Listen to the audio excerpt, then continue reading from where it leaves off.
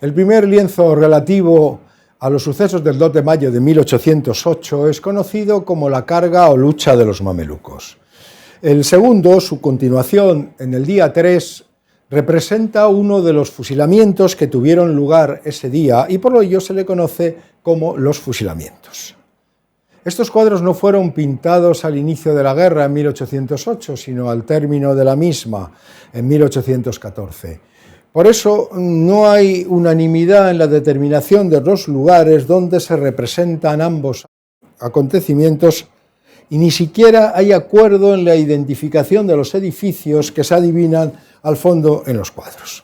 Manuel Amena, del Museo del Prado, a su vez, mantiene que Goya recreó perfectamente los enclaves, que los edificios aludidos se reconocen sin problemas, mantiene que existían en el momento histórico de los hechos y que fueron derruidos a lo largo del siglo XIX. Comencemos por la lucha de los mamelucos. El cuadro es un testimonio escalofriante de la ira y odios populares contra el invasor francés, en este caso representado casi en su totalidad por mamelucos, que eran soldados egipcios de caballería que lucharon al lado de Napoleón a lo largo de toda la guerra de la independencia.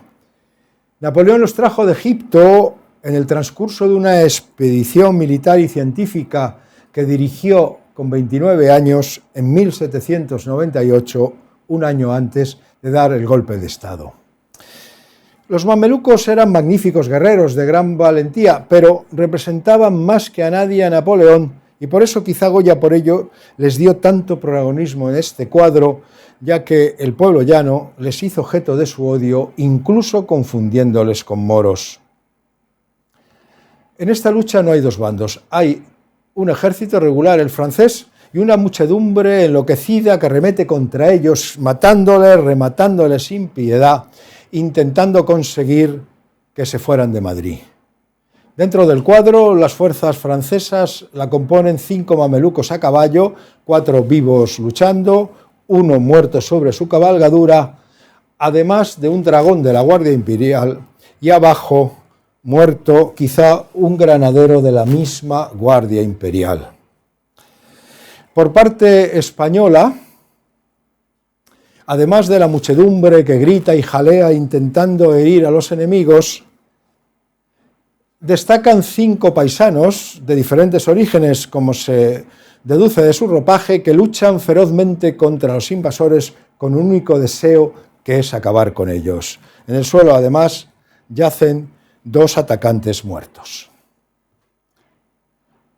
La escena más terrible se centra en el apuñalamiento de un mameluco, ya muerto sobre su caballo, en de su propio caballo y además de otro paisano intentando disparar un arma de fuego. Veamos todo con más detalle. Aquí se encuentra un dragón de la Guardia Imperial francesa que, según el historiador militar Jesús María Alia, es reconocible por su casco. Está luchando, dando sablazos, se defiende como puede y detrás de él se encuentra un mameluco, aparece de espaldas. Hacia abajo reconocemos a 2 paisanos que colaboran en el ataque, uno apuñalando al caballo y el otro intentando disparar el arma de fuego a los egipcios dentro de la terrible confusión reinante. Recorriendo un poco más a la izquierda, vemos el cuerpo de un mameluco muerto, colgando enganchado en el cincho de su caballo, y a su lado, un enloquecido patriota que no le importa que el enemigo esté muerto, para descargar su ira contra él, apuñalándole de nuevo. En su mirada, sin duda, se refleja el espíritu del pueblo español levantándose por fin contra la tiranía napoleónica. Un poco detrás observamos la lucha cuerpo a cuerpo de un madrileño que salta sobre el caballo de un mameluco, sujeta los brazos del mameluco que blande su sable intentando clavárselo o quizá cortándole la cabeza. Un poco más atrás, a su lado, Un grupo de asaltantes, por un lado, contempla aterrorizados la escena, mientras que uno ataca con un palo al caballo. Más a la derecha, a su derecha, más paisanos atacan y en particular uno apunta un arma de fuego hacia los mamelucos. Finalmente nos vamos a detener en esta pareja de mamelucos.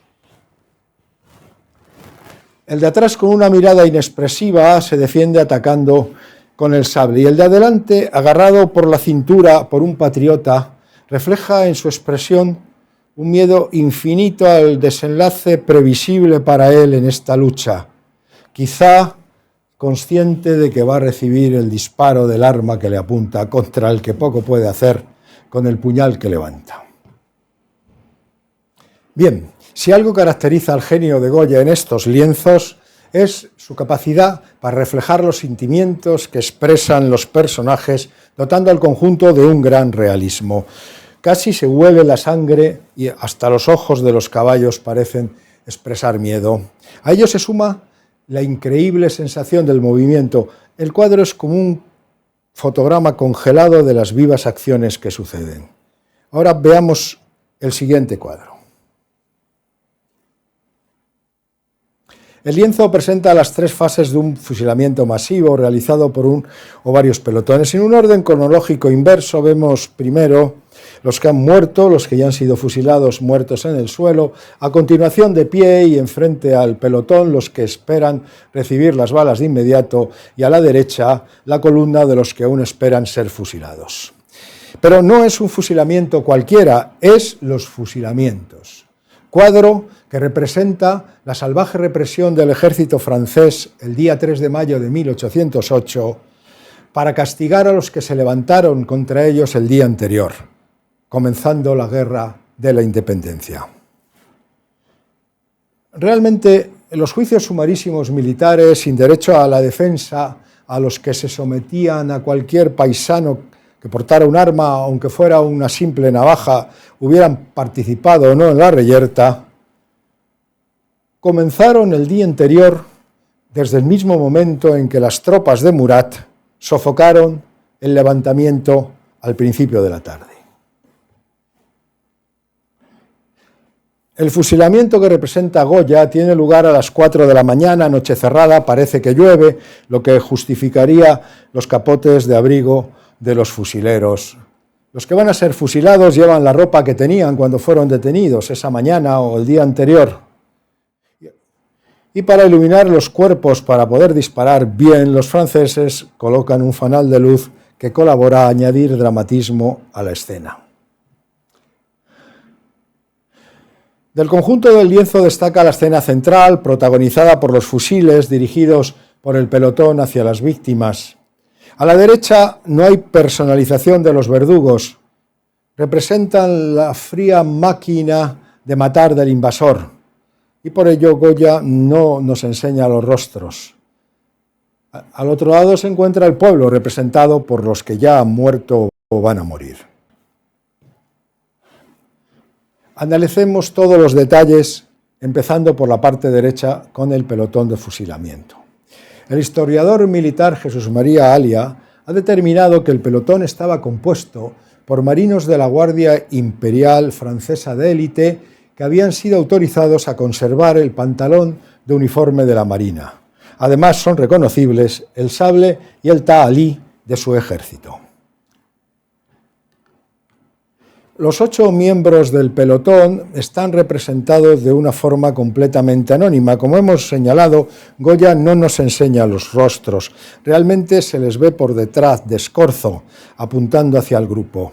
No expresan nada, salvo la muerte que van a producir. Yendo un poco más a la izquierda, vemos al fondo una masa de gente que parece portar antorchas. Puede interpretarse que son gentes que están asistiendo de lejos al fusilamiento e incluso podría pensarse que forman parte de la columna de los que van a ser fusilados, aunque esto no se ajustaría a la verdad, ya que las actas donde se recogen los fusilamientos indican que en este hubo 43 víctimas y un escapado, y claramente aquí Goya quería pintar un conjunto más numeroso. La columna la forman, por consecuencia, los que van a continuación a ser fusilados. De los 4 primeros representados en la columna, 3 no se atreven a mirar al fusilamiento, 2 miran al suelo claramente, el primero se tapa la cara completamente con las manos, también con la cabeza mirando hacia abajo. Parecen resignados a lo que les espera. Solamente el cuarto, en una posición más alejada, está mirando al grupo que va a ser fusilado, se tapa la boca con las manos, pero su mirada no es de miedo, es expectante, casi curiosa, a la espera de lo que van a hacer. Y ya en el centro del lienzo nos encontramos con el grupo de los personajes que van a ser fusilados de inmediato. Son 7, 4 secundarios en el interior de la escena, 2 mujeres difuminadas al fondo, unas tapándose la cara, este que parece esconderse detrás de lo de delante y un cuarto que se adivina por aquí. En primera línea, los 3 paisanos que se enfrentan a los fusiles.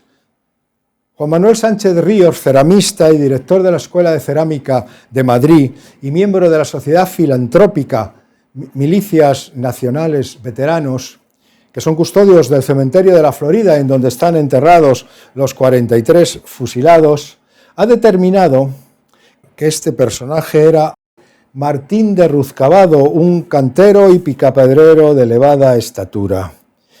Está de rodillas, con las piernas un poco abiertas, los brazos levantados hacia el cielo y la cara mirando a los que van a asesinarle, en los que se expresan varios sentimientos. Por un lado, apoyándose en los brazos, parece decir, pero ¿qué vais a hacer? ¿Por qué nos queréis matar? Por otro, los ojos pintados por Goya expresan la angustia del que no cree merecer lo que está pasando y finalmente puede apreciarse el miedo que cualquier ser humano podría sentir en una situación similar. Más abajo se encuentra un clérigo, don Francisco Gallego y Dávila, agachado, de rodillas, con las manos unidas, rezando. Parece aceptar cristianamente el fusilamiento como una especie de martirio. En este caso hay que señalar el interés de Goya de incluir un clérigo en el fusilamiento para dejar constancia del deseo del implacable Murat de provocar los más despiadados atrocidades para intentar aplacar el levantamiento. Y finalmente, este personaje. Aunque no se sabe quién es, representa para mí la esencia principal del mensaje patriótico que ha querido hacernos llegar Goya con este lienzo. Creo que podemos establecer una comunión de intereses y deseos entre este personaje y el que en el lienzo anterior se afanaba en apuñalar al mameluco muerto. Comparemos sus miradas. Ambas reflejan el mismo odio, la misma ira contra los invasores y además expresan la misma voluntad de luchar hasta el final contra ellos. Pero observemos con más detalle este personaje. Parece que está de pie. Recordemos que Martín de Ruzcabado era de elevada estatura. Tiene un puño cerrado, levantado, con un rictus de energía, apretando los dientes, y su rostro representa un desafío claro a los que le van a matar, como diciéndoles, matadnos, que no vais a conseguir nada. Manifiesta el orgullo del que va a morir, sin miedo, porque tiene claro por qué y lo acepta. Esta expresión nos da una pista del origen de la Guerra de la Independencia y de la siguiente expulsión de los franceses de España. Y el lienzo termina finalmente mostrándonos en el suelo a los que ya han muerto, fusilados un poco antes. Los cuerpos tendidos con heridas y la sangre derramada nos enseña otro aspecto de la tragedia. El realismo de Goya es impresionante. En relación con la maestría de Goya en pintar el movimiento que comentábamos en el lienzo anterior, en este caso el fotograma congelado al que aludíamos indica claramente que nos encontramos en el instante inmediatamente anterior al disparo de los fusiles. Y viene indicado no por los que van a morir, que no van a hacer nada hasta que reciban los disparos, sino por la posición del pelotón. pierna izquierda adelantada, fusil en la cara, cabeza inclinada hacia la mira del arma. Solo nos falta ver el dedo apretando el gatillo. El jefe de pelotón ya ha gritado: «Visé, apunten». Y los fusiles apuntan y ahora, en este preciso momento del cuadro, casi se le oye gritar: «Tiré, fuego». Un plano congelado de una filmación de una escena real no lo representaría mejor.